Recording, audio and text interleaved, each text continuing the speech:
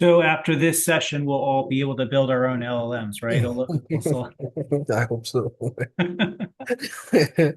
All right, so just as in any technical expertise, it takes time to develop.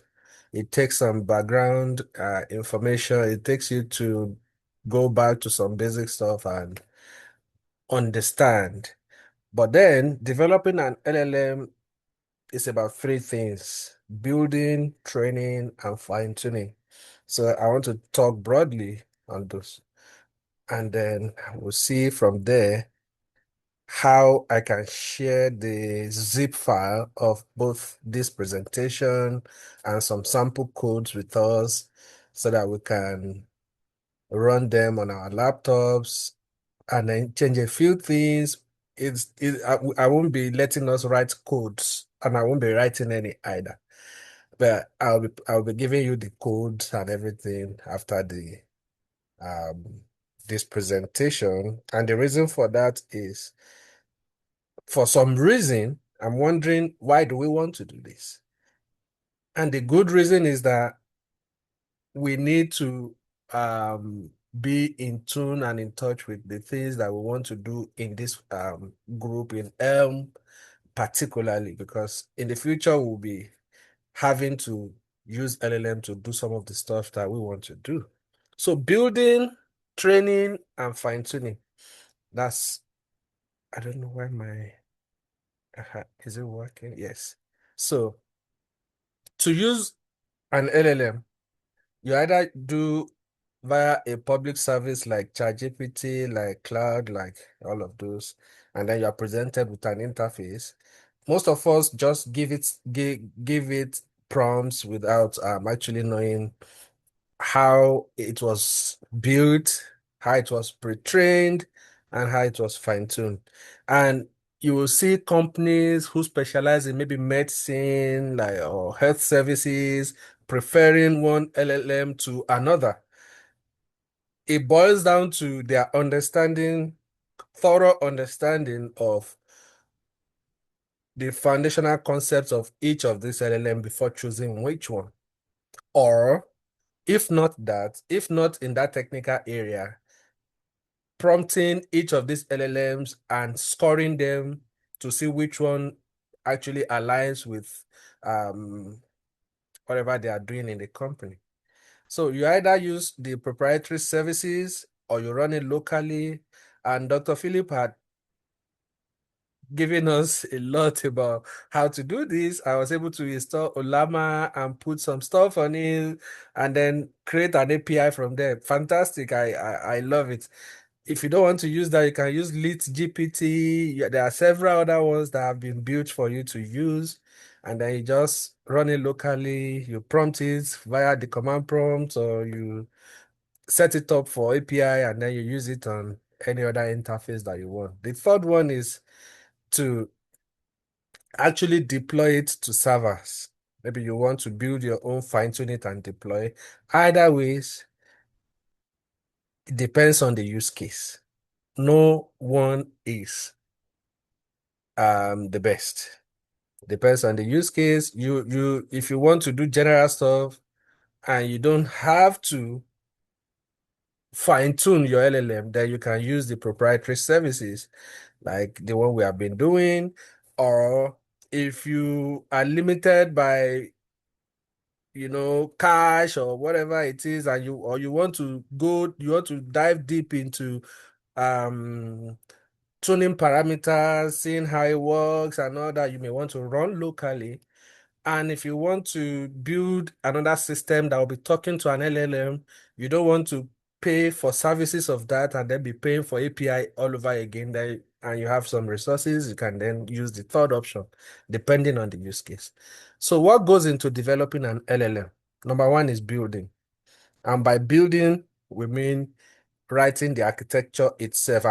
I'm starting from three now, writing the architecture itself. And the architecture has to do with a very efficient attention mechanism. And what attention means is if you write a sentence, normally in a natural tokenizer, You each word in a token, I mean, what did I say? Each token in a sentence um looks forward. And by looking forward, it also pays attention to its position in the sentence for it to build its context. So all of those things have been built into attention mechanism. And there's a very useful paper about this that came out from Google Brain the other time. Attention is all you need. LLM style from that paper. Attention is all you need. It's an archive. I don't think it was published, but yeah. So the powerful nature of attention mechanism is what gave us LLM of today. And then I won't want to discuss too much about that, but we can lay hands on the paper and read for ourselves. In the end, all neural networks feed on data. We need to talk about how to pre-process our data, how to tokenize, how to turn it into, how to encode it, and then how to generate semantics for it. So that all these are categorized as stage one of building an LLM. The stage two is the pre-training. It's actually training, but because there's something that comes after it, that's why they call this pre-training. This is the core train. This is what LLM is by itself. This is the foundation model itself. But why is it pre-training? It is because for an LLM to understand human languages, it needs to feed on all existing text corpora to be able to do that. So what this does is to build a model that will sequentialize, if I can call it that, all of available corpus that we can have, understand its position and its meaning in every context. Just like there will be in if there is a sentence that mentions money and there is the next sentence that mentions bank, LLM will be able to understand that the bank is not River Bank, it's actually the bank where you keep the money. So more like semantics, more like giving each word a context in its own space to generate a meaning. So they do that, you do that via training loop, evaluating the model. If the model is not well evaluated, then whatever is generated won't be really nice. So I would have loved to talk about every other stuff that has to do with encoding and decoding, but that's a long story about encoding and decoding. So after pre-training, that is feeding on um web materials, journals and all that. LLM at stage two can answer general questions, can perform general tasks. So that's why we have GPT 2.0, GPT 3.0. They are base models. They can do general tasks. But then LLM has to then be specific about the task it's gonna be developed to do. So, and that is fine-tuning. That takes us to stage three, fine-tuning. And what fine-tuning is to run to feed foundation model, which has been the weight of foundation model with new data sets and classification. Either by saying, okay, after being pre-trained, do this, or these are instructions for you to follow. And this is the book that um this slide is based on. Um Dr. Philip sent it to me and I had to and I enjoyed it here, Sebastian. So in case I think it's about $19, the one I bought. So in case it's a very fantastic book. It teaches you all that you need to know from scratch.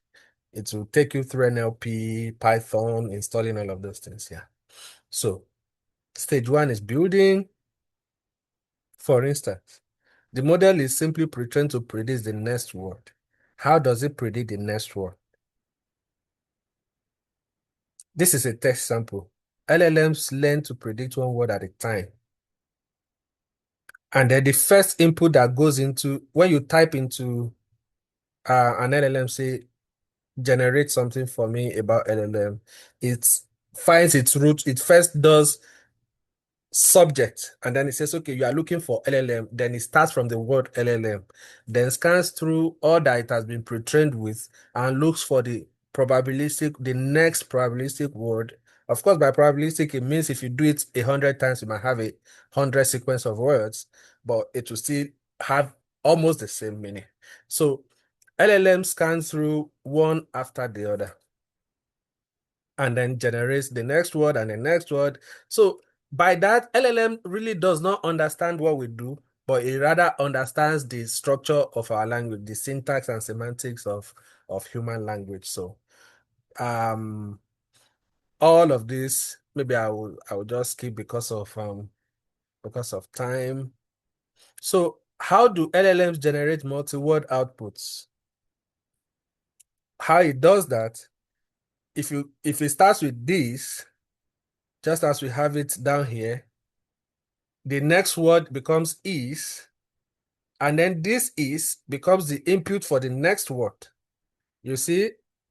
So the next word that will go into the same encoder will be this is, and then it generates the next one based on the next word. And then the next one will be this is and then it goes back into the encoder and picks the next possible word. So that's how we have multiple words being generated by LLM.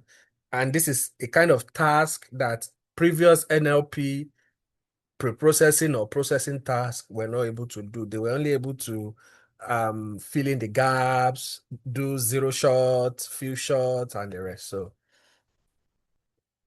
there's one more thing. When you pass input test, this is an example for an LLM, and you ask it to tokenize. What does tokenization mean?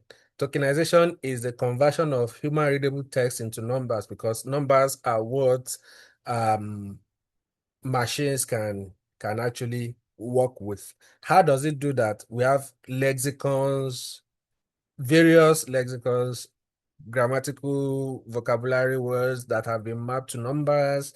And then you want to ask, how about words that don't exist in the dictionary? Then that's what takes us to unknown words. There are ways to map unknown words to numbers so that LLMs can also understand them on the fly and be able to process them. I will go quickly to LLM architecture. So the original GPT model runs the transformer architecture. And what that does is it tokenizes, and there is a token embedding layer. And then from the token embedding layer, positioner kind of numbers are generated to create context of a word within a sentence. And then dropout is added to improve efficiency. And then the core of the work itself is the transformer. The number of transformers will determine the efficiency of your model as you go on. So, and then the output becomes a linear. Of course, we might have used some linearizer, in the end. That's just quite too technical, which I will just go quickly. That is about building. The next one is pre-training. And this is what pre-training is. When you put a set of words or sentences into LLM, the first thing it does is to pick each pair in the heart of the city, and then you want to see how many of these words are passed into the tensor. To talk about tensor again is another tensor, just see tensor as array of numbers or array of words. But how the dimensions of this array depends on how strong your compute is. Because the more the tensor, the slower the processing, and then the more GPU it requires to actually run. So a sentence is passed into tensor, and that is what the LLM can work with. Then you need to evaluate how this training is done. Of course, you see the training loss has to be lower than the validation loss, because the training itself is what keeps the LLM running. And then you'll see that it must reduce, both of them must reduce as the number of epochs continue to increase. So then we load the what we have pre-trained, we pass it into weights, and then we are able to load it out. And that pre-training is done at that point. So there are many, this step of pre-training is not what anybody, a singular person or just one person or a very small group wants to do. We don't have that resources, we don't have the data set to do all of that. We just need to understand how it works in there. Ours to build an LLM from scratch, we then pick any of these pre-trained weights after understanding how they work and their efficiency. Then we pick one of them and then we fine tune depending on what we want to do. For instance, if I'm a lawyer, I have set of data and I have instructions for them. I can then pick this pre-trained weight and then fine tune it with the new data set that I have so that it can more meaningfully perform the task I want it to perform.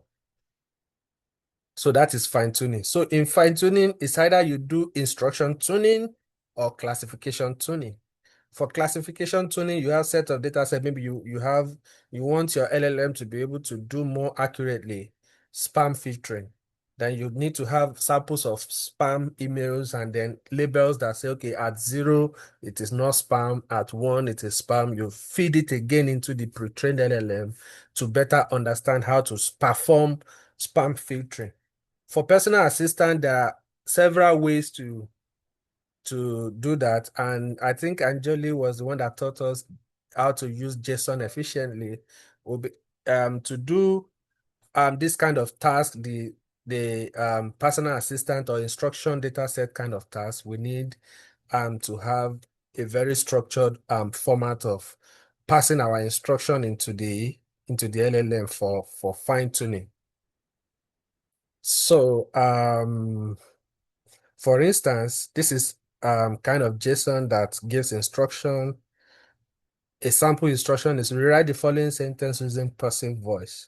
The team achieved great results, and then let the output be great results were achieved by the team. So this is a kind of instruction that you need to pass to LLM during fine-tuning for it to be able to do the task, more accurately. Of course, that's just a sample that you need to have as many of them and then feed it into the LLM. That's why, for instance, if Morgan wants to have personal AI assistant, it has to we have to train a base model like GPT-3 or anyone that we deem fit with corpus generated by or that tailored to Morgan State University. And then it will be able to do all that we want to answer, all the questions that we want it to answer. So, what then? What are the key features to look for when purchasing a laptop? You see technical response, you see user-friendly response. This is a kind of things that LLM can do. So I will just keep that. Um, Evaluating, maybe not. Now, the rule of thumb is that pre-training from scratch is expensive. And as a matter of fact, you don't have access to the billions of tokens of words that you need to train it with. So it's expensive and almost never necessary. So continuing to pre-train is possible because you'll be doing it based on the ones that have been pre-trained already. Fine-tuning is also possible because you'll be feeding your LLM with special use cases and then telling it to follow a certain instruction. Preference fine-tuning will help to improve safety in developing a chatbot, in having metadata that our LLM will have to work with and all that. Um, Basically, that is what I think we need to know in terms of the theoretical aspect of it. So I want to change to before I do that, maybe if we have any question before I show some codes and then before I put them in the group before or after the meeting so we can have access to it if we have any question. Yeah, I have a question about from like scratch, from couch to fully operational LLM. Like, how long would that take? And I'm assuming you've done this, Is right? it in the building or in the deployment or the entire process? The entire process. It Or depends like maybe on, each phase, like if you can maybe time down each phase. And I know it's not going to be the same every time, but just yeah. is it All right. 5 minutes, 5 days, 5 months, 5 years? I mean, I don't. Yeah, to be able to build your LLM from scratch depends on your Mhm. technical expertise, how familiar you are with Python, how, you need to know some basic NLP tasks. But if you are coding from scratch, it doesn't mean you are pre-training. It means you are picking a model and then you are preparing the new data set to feed into the base model. And then when you fuse the two of them together, you need to do thorough testing. It has to do what you ask it to do for trust to be built in the system. And then when you do that, then you need to start to think about, do I want to use it just for my personal use?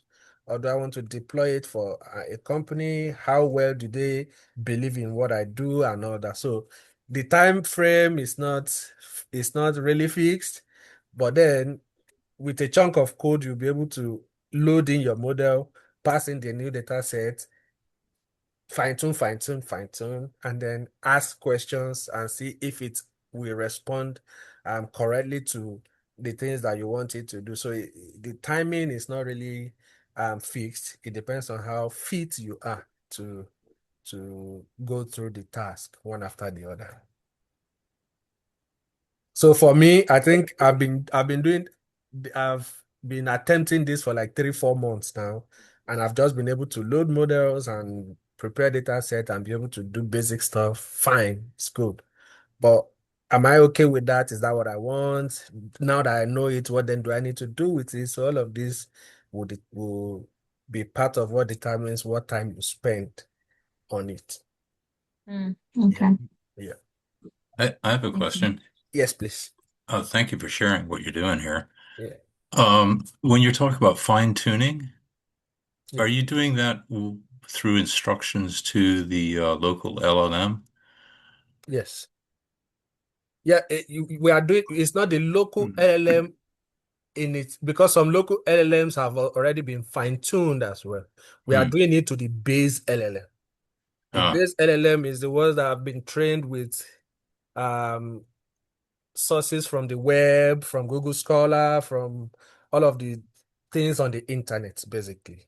so when you're using an untrained model and you Yeah. fine-tuned it, do you find that accommodates for hallucinations and does it provide a good steerage for you? It reduces hallucination, Hmm. but of course, reduction of hallucination is relative. The foundational method, the transformer architecture itself, is Right. built to be probabilistic. So hallucination, once it takes a wrong step at a time, it keeps propagating it over and over again, and then you need to steer Hmm. it back. So we are not It does, doesn't we are not going it? to nobody is going even Google cannot say they have Yeah. solved the hallucination problem because once there is an article that talks about hallucination begins with the first word. If the Yeah. first word is wrong, the next probable word Uh-huh. will be wrong, and then it will keep the Right. wrongness keeps propagating over the probability density function. So it Yeah. depends. So maybe they are still fixing that. Maybe there's a new architecture Yeah. that will come, but transformer architecture is probabilistic and Yeah. is prone to. But when you fine tune, you are sure that the pre-trained LLM will be used to do language understanding, while your fine tuning will be for the contextual understanding of Hmm. whatever is coming out of the system. Well, Over I'm time. happy to share with you. I have a number of LLMs working myself, and what I found is that you're absolutely right. You can't stop the hallucination because it will.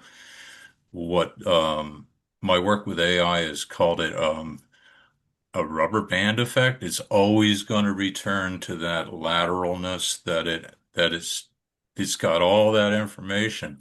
Where I found the most success in controlling that hallucination is by creating an HTML to run it through and putting the controls in the Python script in the HTML. And that gives me the most regular response because I'm letting the LLM do whatever it wants to do. And then post, I'm saying, thank you very much. Do this. Exactly. Yeah, So LLM has to be guided, for it to right. reduce the hallucination, and then you discover that at a point it veers back into the same thing, and you have to still recall and say, no, do this. Now, I think for us that prompt LLM a lot, we will now discover that the recent update by Google is really frustrating. And it's making me want to think again about building my own, fine-tuning my own for use locally. You know, Sure. yeah, Well, I'd be happy to share with you what yes, I've been doing if you want exactly. to contact me. Yeah, I will. absolutely. I will. Okay. So, Great work though. Thank you. yeah, thank you so much. Prof, you want to say something, sir? Thank you so much. It's so much information, and it's a really great, very digestible, understandable kind of breakdown of the different steps. I had two questions. So one was you talked about the LLM sort of scanning through its corpus Yes. to choose the next word. Yeah. And I wanted to press on that description a little bit because I think the way I understand it, what's happening, there's this sort of it's not that it has an enormous database of text and it's going through all of that text looking and calculating probabilities the next word. It's already you've already done that. That's the pre-training phase that Correct. you've trained it to have To a have list of weights. to be able to identify out of its Mhm. vocabulary the Yeah. most probable next words Yeah. given any particular word. Mhm. And you're adjusting those probabilities based on what has come before Yeah. in the context window. So like Yes. whatever has come before in that sentence, whatever's come before in the previous sentence, all that is adjusting what Yeah. counts as the probability of this being the next word or that being the next word or this being the next word. Correct. So That it's you're not correct. going back and reading through text again. It's just working with numbers at the point that it's giving the next token. Yes. Um, but it does have to do something like you do have to kind of force it to do something like sifting through all that text. That's the pre-training phase. Yes. Correct, sir. Yeah, maybe I didn't say it correctly. Well, so what I mean is if 1,000 tokens are generated from an LLM, each token at time t from time t0 to the point where you are is passed back into the token into the LLM itself to generate the next word. And that balancing is done by scanning through what is already generated and putting it back as an input and generating the next sequence, the next word and then the next word. So the reason I said that is to emphasize that LLM does not understand us. It only recognizes pattern of whatever it has been pre-trained with and is generating the next word based on probability. So that's what the That's yeah, right. I think yeah, that's right. I mean, particularly when you're talking about the pre-training phase, you're talking about training the like word embeddings, the attention heads, yeah. that training up that part and the neural networks connecting the attention heads. Mhm. The what is it called? The yeah, whatever. The training part, that's yes, I would say that's about like most probable next word prediction based on what's come before in the context window. However, right, when you get to post training, then some of what you're doing is adding additional kind of tweaks to the embeddings to like the sentence completion task. You're adding additional sort of uh, adjustments to how it selects words within the set of Yeah, words that it might choose that yeah. aren't just a matter of most probable next word. Mhm. Because now, when you're in post training, you're trying to get it to answer the math questions correctly, not the way that they have most frequently been answered. You're trying to get it to respond to people's queries in a way that's maximally polite and helpful, not just in the way that that kind of question would most often be answered within training data. So I think Yeah. that's a useful way to think about that. Like in pre-training, it really is about creating a machine to just give you the next most probable word, or most probable, among, it's generating completion of the next word based on what's most probable within the training data. But then when you get to post-training, you're adding something to that. And in fact, a variety of different things, depending on what kind of post-training you do. Yeah. I mean, everybody can speak English language, but not everybody has context to some words. So when you fine tune, you are giving meaning, you are giving more direction to the next word being generated, just like you said. So it makes the LLM quite understand the context in which it is to be used, and then I'm sorry, I'm no, this is a good dialogue. I would take issue with saying that that's a matter of adding context, because it's not just a matter of prompt engineering or system no. prompts. It's not just a matter of adding in more text into the context window that constrains how it goes on.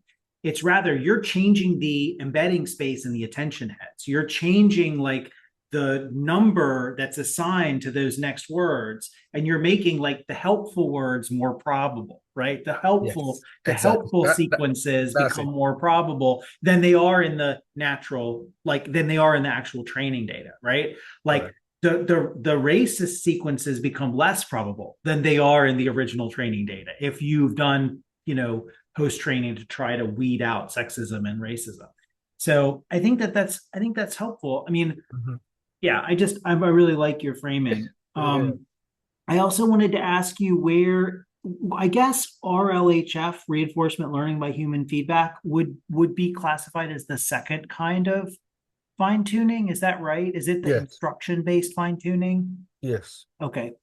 I mean, that was If it is not class based, where you have this word, I mean, this sentence, this is the label, this sentence, this is the label. If it has to do with passing natural language instruction back into the base model to fine tune, there's no class, let's say key value pair. If it is not strictly key value pair, then it is the second kind of fine tuning. Okay. Yeah, that might be going beyond my this. Yeah, I mean, if I want to train the base model to identify spam, I won't be telling it a spam is defined as. I'll be saying, take this, and in front of each is spam, non-spam, spam, non-spam. That is a kind of class fine tuning.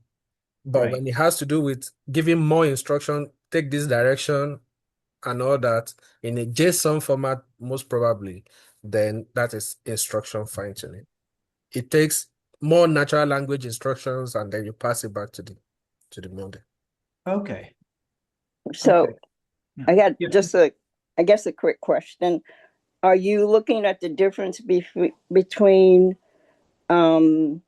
structured and unstructured sort of learning here, or reinforcement?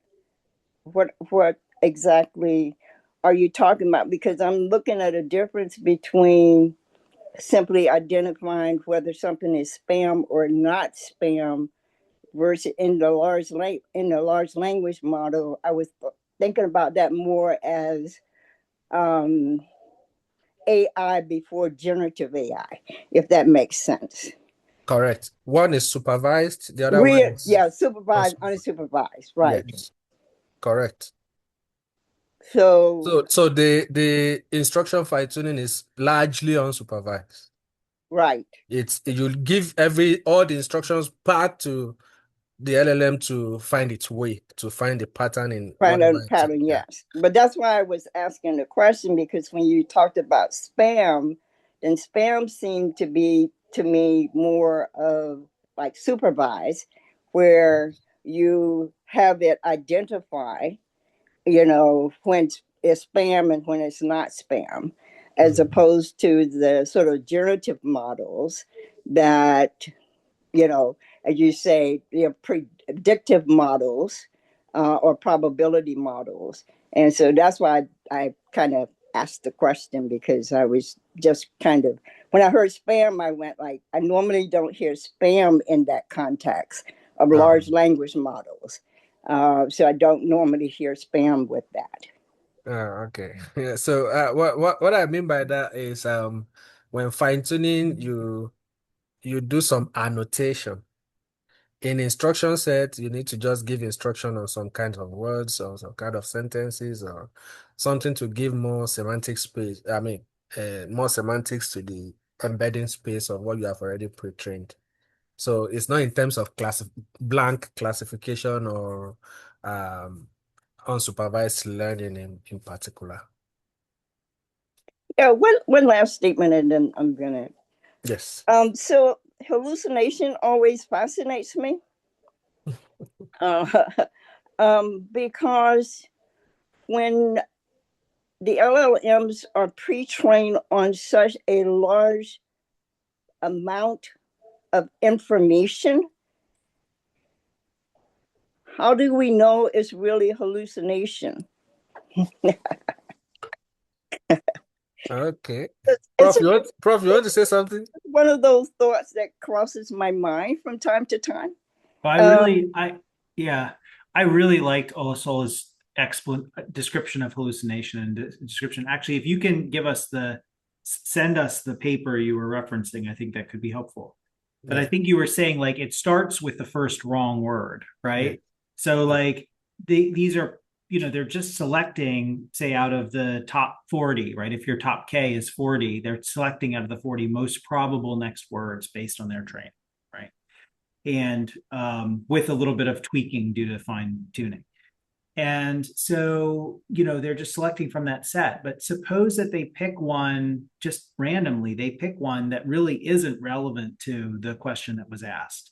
It's out of the right context, even though it does, probabilistically, it fits within the top K, so it could be selected. Well, that enters the context window now. And once that enters the context window, then that's determining the sort of reading of the attention heads for everything that comes after.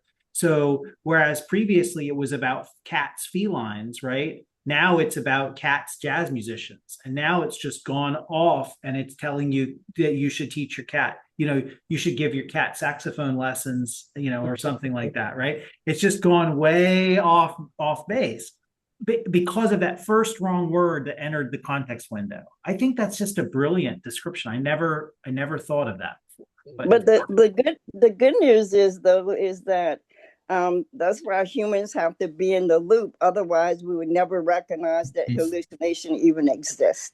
So I'm just saying, but I'm done. Yeah. Can I add something to you, Phil? Good.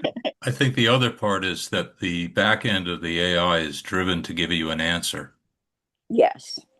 And so if it doesn't meet the valid concerns or valid evaluation in the time that it's allotted, it's going to give you an answer.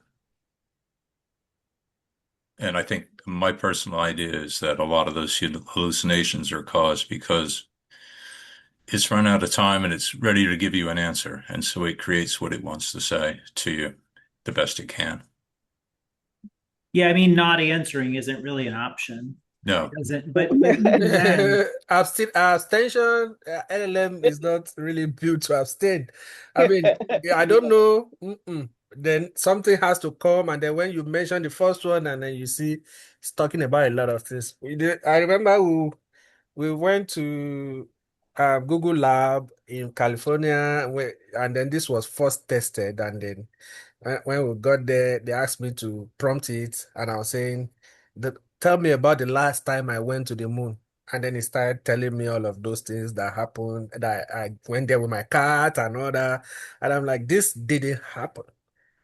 But in the end, we just have to address it. We just have to approach LLM with caution, especially for researchers like us that want to make this our personal assistant. You won't know sometimes that some papers are not available. I saw Whatever that it is too in the saying, chat. yeah, we need to be really careful, really careful. I think there is a paper by Yarin Gao, the inventor of the dropout mechanism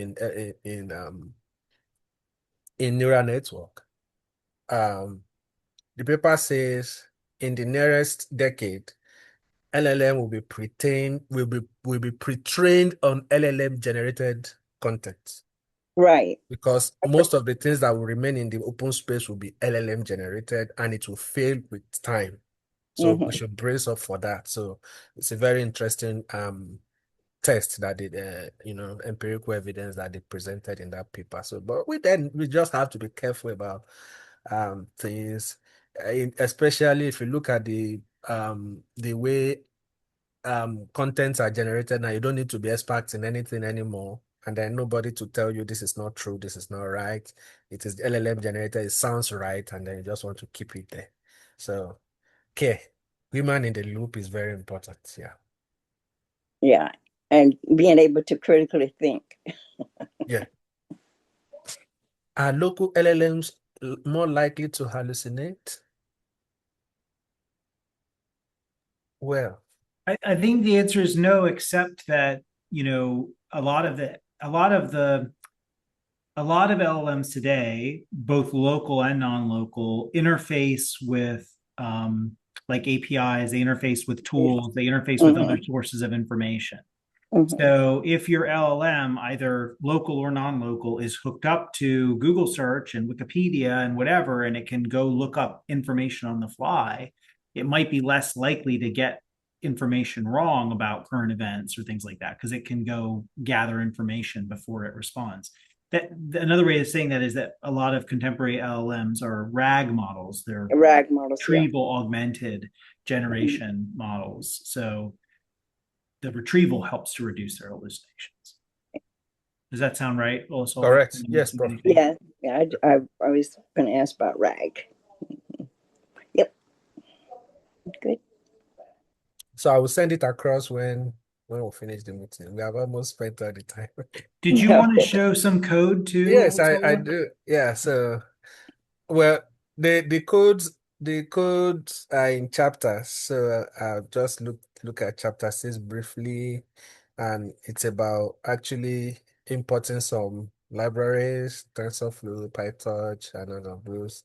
Then one important stuff here is the tokenizer itself, tick token.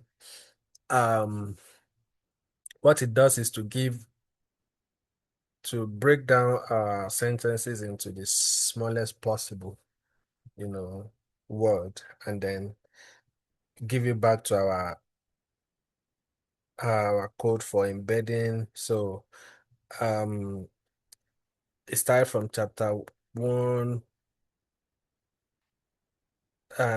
for all of the basic stuff that we want to do in terms of NLP, breaking down our code into token, and then doing some basic stuff with it. But running it, it will run, but it takes a lot to start to write codes here. But once I share with you and it's well documented, is what we can read and change a few things. We have a corpus, text corpus there that we can change to our own and then try to fine tune and the rest. And in chapter 6 or 7, ChatGPT 2 was imported and then fine tuned based on the text. So once I share this, you put it in the kind of things I will encourage us to do is to first read the paper, read the book chapter by chapter, and then all that is said in the book in terms of coding, you don't need to write it from scratch.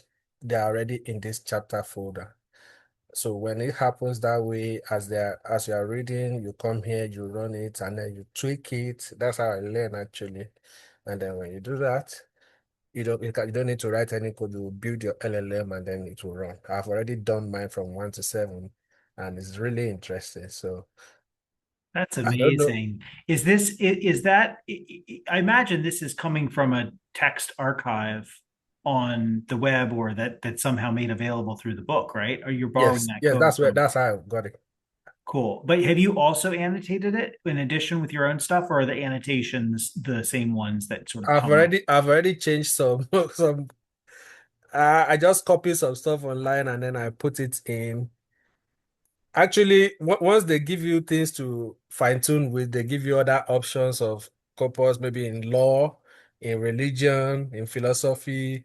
You just do what you want to do and then you begin to fine tune, begin to prompt it, and it's working fine. So basic things you need to install, they're already there in the README file, and then you're good to go. Cool. Very cool. Maybe I will share it in the chat. So If yeah, that's cool. If you end up building some significant, additional scaffolding for people to use that, we can check with the author about whether he'd be okay with us posting it on the ELM website, or a link to it on the ELM website, along with the link, of course, to his book. So let me know if yeah, that. do you want us to load it into weights and put it out, or we put out the code? Is that what you mean? Where if we I find just mean the code, yeah, the okay. code. But I mean, we don't obviously we don't want to like be releasing his intellectual property without his permission. But if we added some scaffolding that made it more usable or whatever, it can be good advertisement for him if it's already anyway. So anyway, just I'm not saying we should do anything. I think with my understanding of this, we can write ours without having to make a recourse anymore to the reason the book is out is for me to try That's and right. then You're supposed to use it. No, I know you yes. can use it. I So, just mean in terms of no, making. yeah, I mean in terms of contacting the author. Oh yeah. We have the book, we have read it, we have prepared our own, and it's definitely not going to be what is here.